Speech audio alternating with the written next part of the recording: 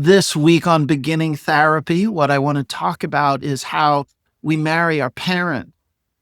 We create a relationship where it mirrors the relationship we had with our parent, or perhaps it's a uh, mirror image of the relationship that your parents had, or those that you grew up with. Doesn't literally have to be parent, any kind of caretaker, a primary caregiver, step parent, foster parent, aunt, uncle, grandma. Well, it doesn't matter.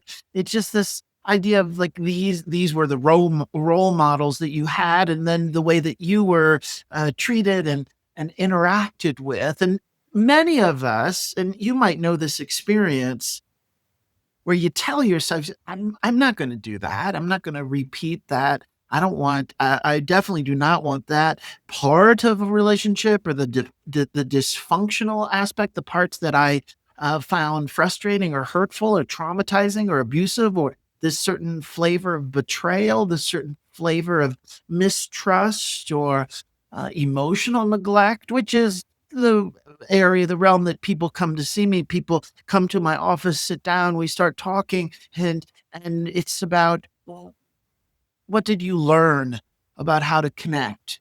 What did you learn about how you can practice emotional openness and vulnerability? And what are the obstacles that get in the way from doing that?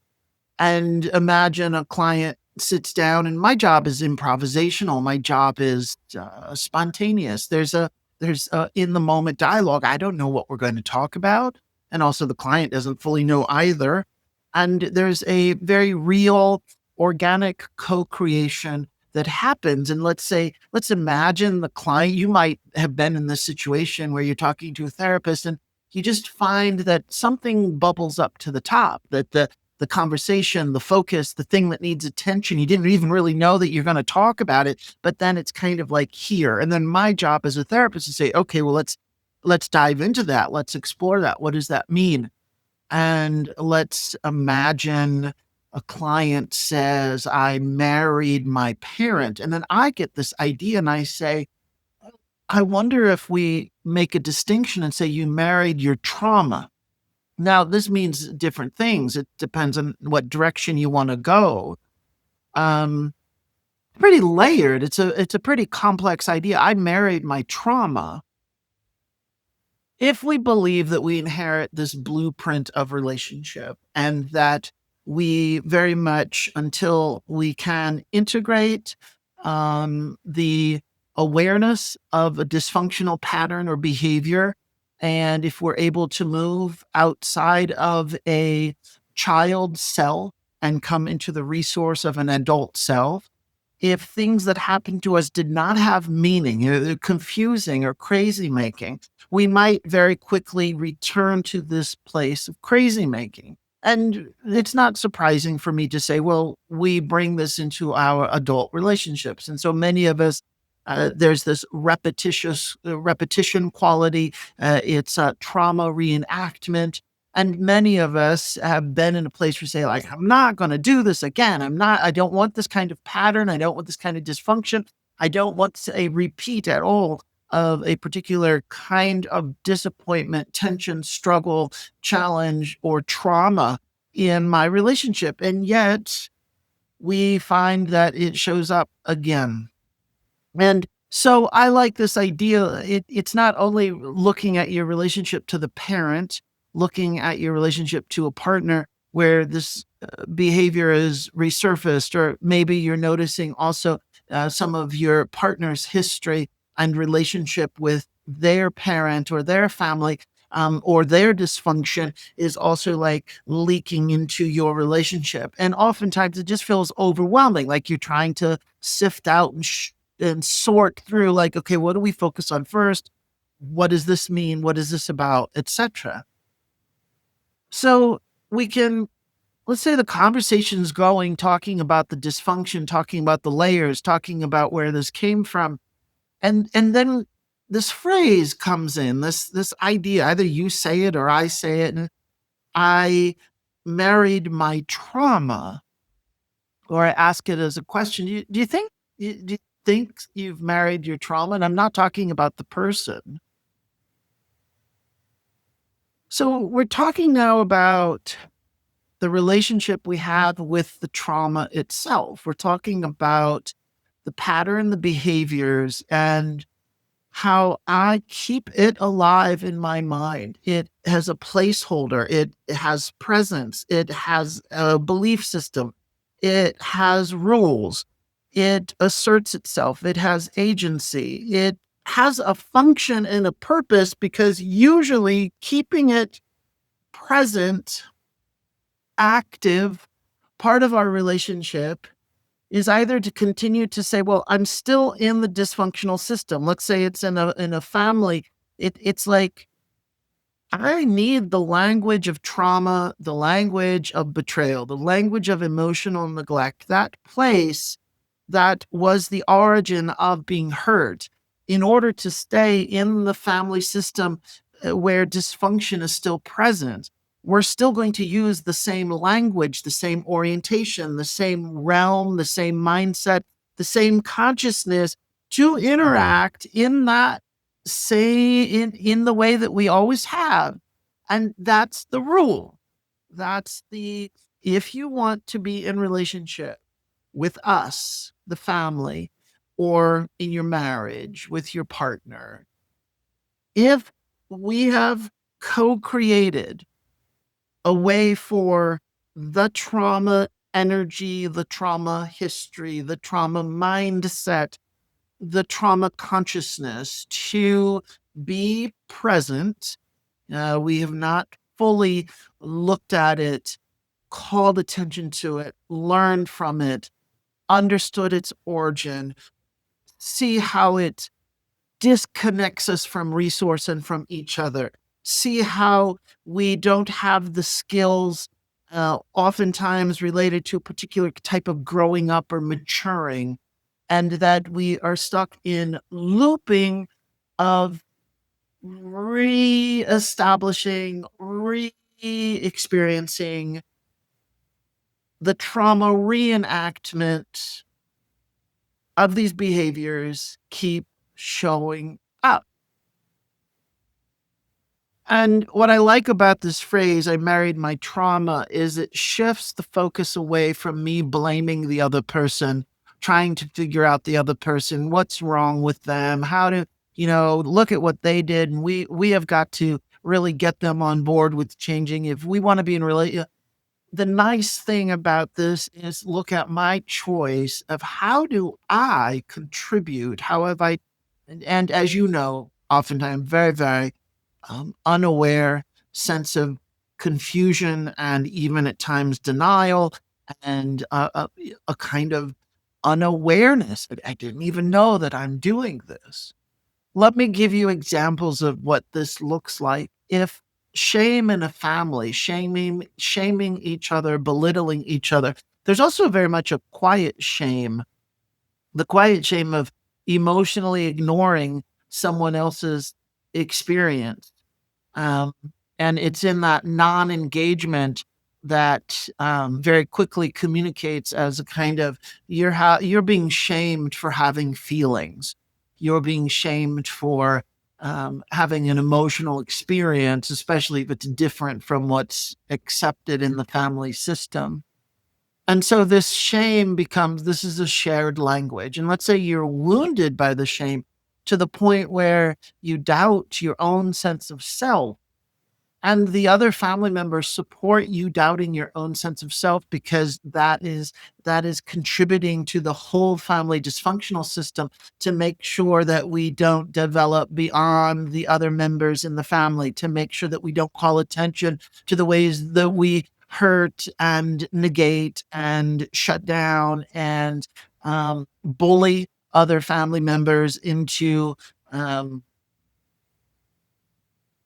there's a real deep sadness that comes in here when we start talking about this. And this is what might happen when we're in therapy as well. We have these moments where the thought process just, you kind of forget your train of thought. And it's like, I can't think, it hurts my brain to try to think about it. It hurts. It's not easy. It's complicated. That also at times is this trauma mind still trying to assert its control and power and hijack your brain, hijack clarity, hijack agency, hijack the ability to make choices. But when we do that, we're differentiating from the family system and from the other people in the family. What does this mean? Well, we're starting to move beyond and move outside. And this that same declaration early on when we say, I don't want to be in a relationship that's like anything that I remember that was hurtful in family relationship, be it noticing how the parents treated each other, how you were treated by the parent. And then at some point you realize, oh, this has somehow shown up again in my life. And there's a very humbling experience, like, well, I guess in some ways I've contributed to this. I have chosen this. And then we get angry. I'm not choosing trauma.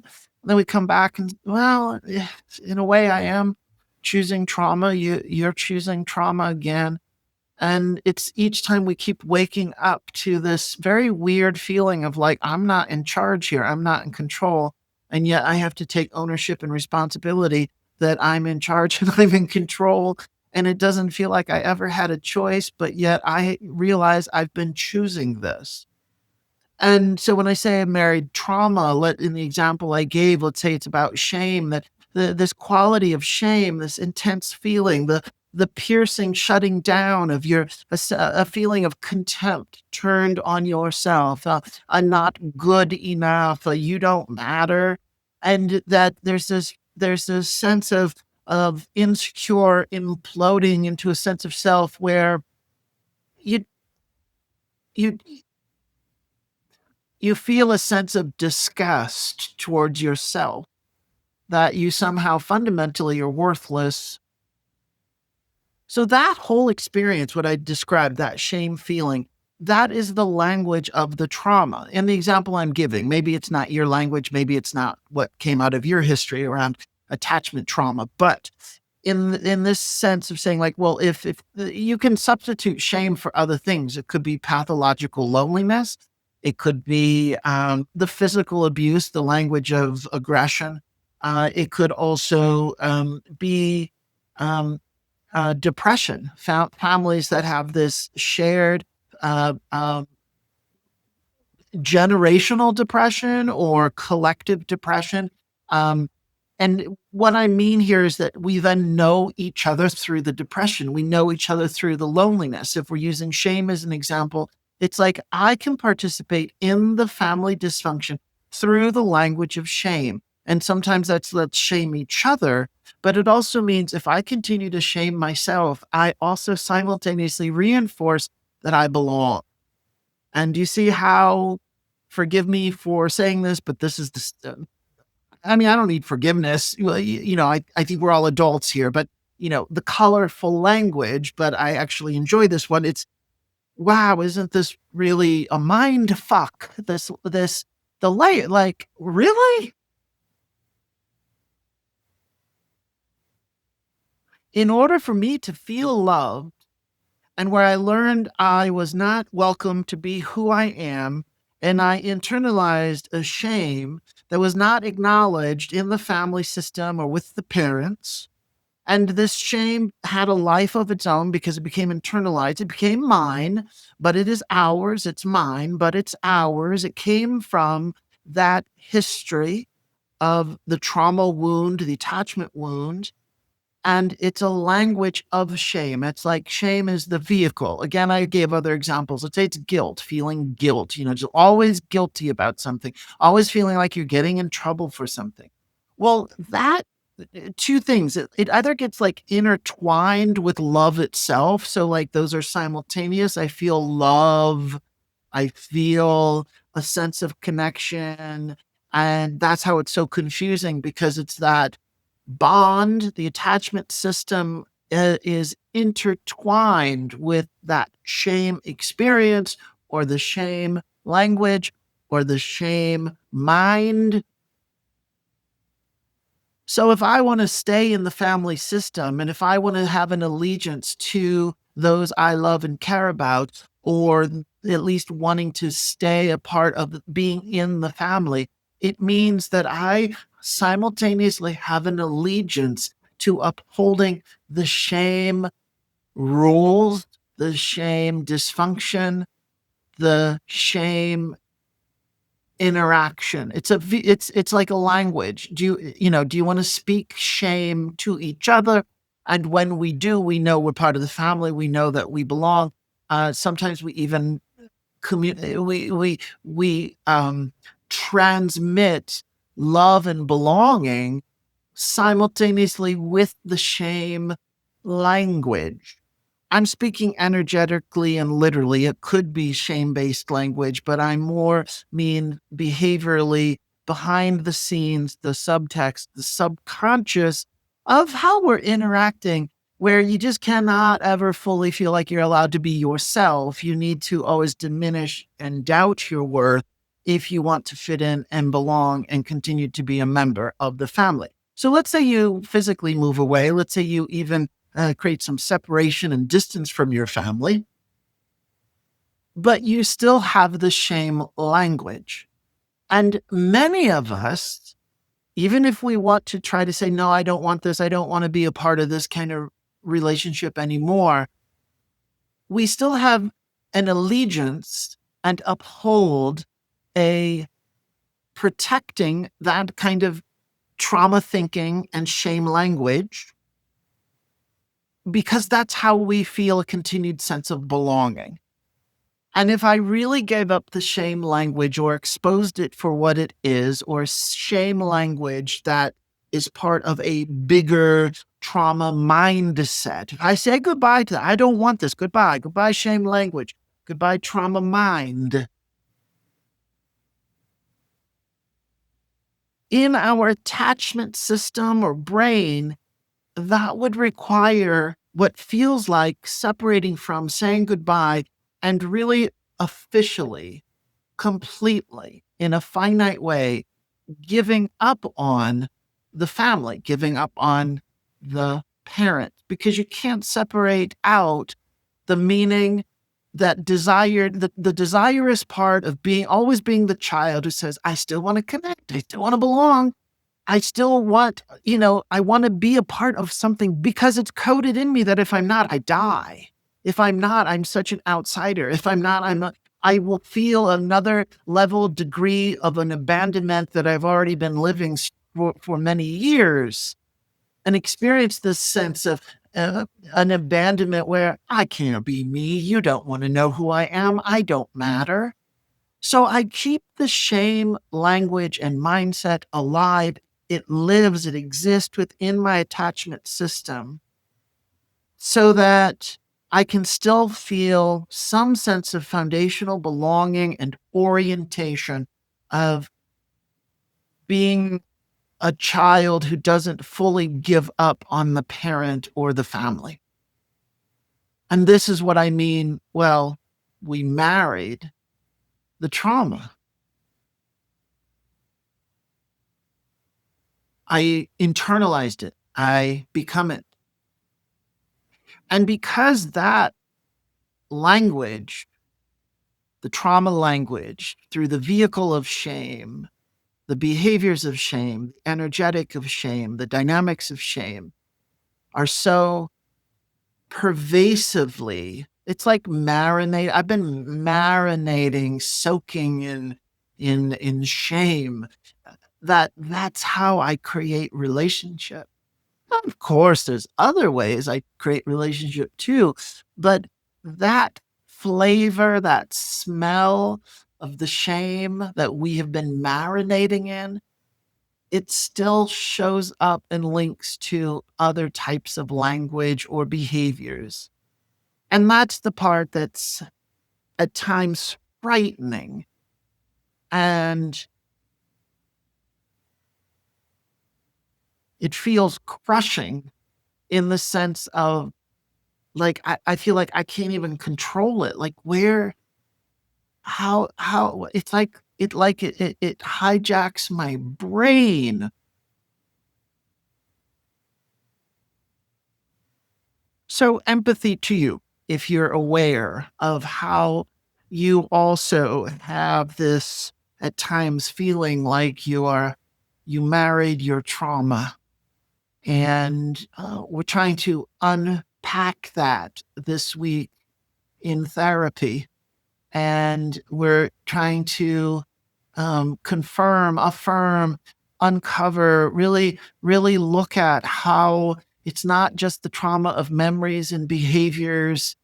It also exists. It's intertwined with our own understanding of love and conflict and intimacy, and it really shapes the way that we even feel about relating to another person, and that we over time can recreate environments where we want to activate feeling a sense of shame in our relationship because that is familiar of family.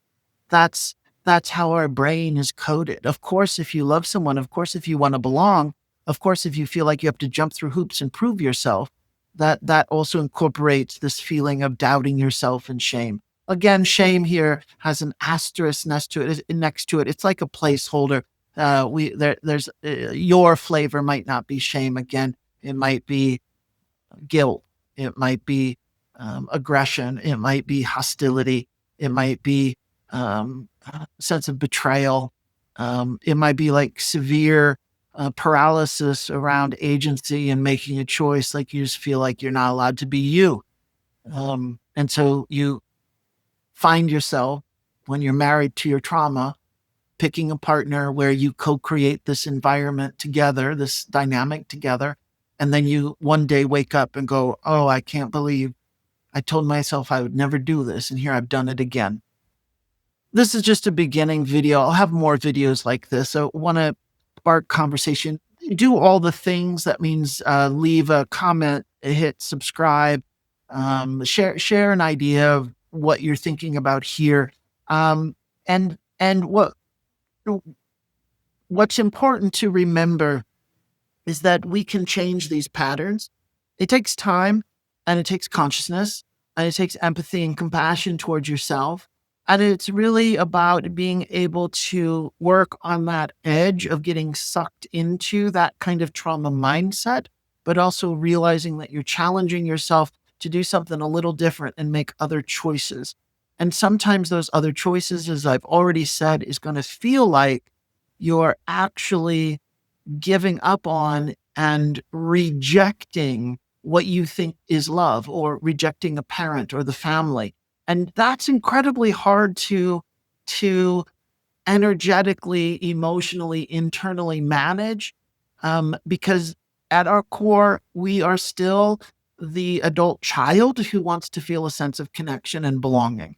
And giving up on that level is what we call rewiring. Like, it feels like giving up, but it's your brain is going to go into an emergency state of saying, I can't give up this type of relating. I won't have any relating then. I can't give up this level of trauma and shame, because then I'll have no relationship with my family.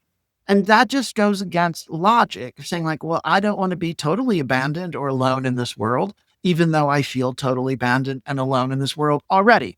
So just final, I'm Alan Robarge. I'm an attachment focused psychotherapist and a relationship educator. And I work with people who share that when relationships end, they die inside, or even before the relationships end, feel this sense of suffocating because they can't be themselves. And so I help people who, when they are hurt by the end of a relationship, they feel shattered by the heartbreak. We work together to try to sift and sort through those pieces and forge a stronger sense of self. Thank you for watching. More videos to come.